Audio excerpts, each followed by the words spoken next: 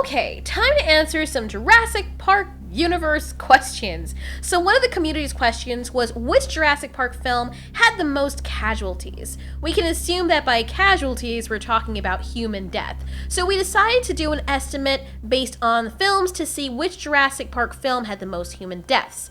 This video is an estimate for the human deaths based on the films alone. Let's start off with Jurassic Park, the first movie.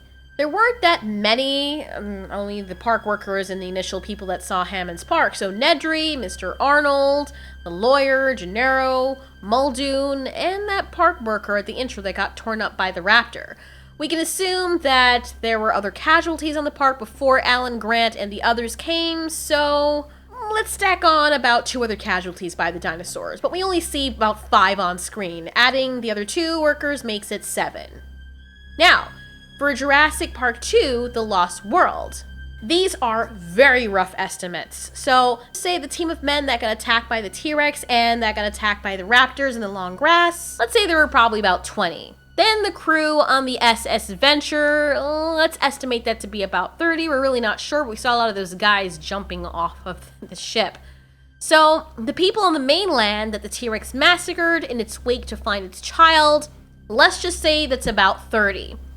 Let's also not forget about Dieter, Eddie, and possibly Nick, Hammond's nephew who got killed by the baby T-Rex as well, and the guy that jumped out and got killed by the T-Rex because he was afraid of a snake.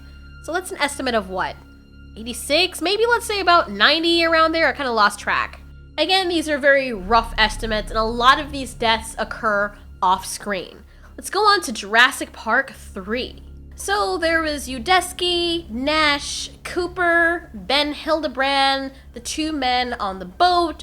So let's say about 6 people, which let's just quickly move on into Jurassic World. This goes to show you how PG this movie in fact really was. Okay, back to Jurassic World. Let's see. The entirety of the first team they sent after the Indominus Rex to track her, I'm not really sure how many men there were, maybe about 10 or 12. Vic Hoskins' team they sent to follow the raptors who were tracking the Indominus Rex.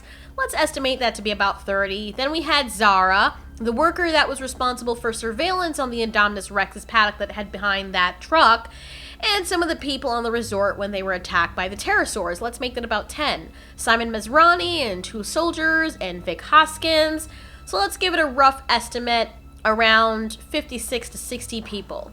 Oh, and the Jurassic World employee that supposedly got killed by Blue and her siblings, which therefore opened up a spot for the new guy that also almost got killed. They really need to stop hiring incompetent people to run these parks. Let's estimate that to be around 57.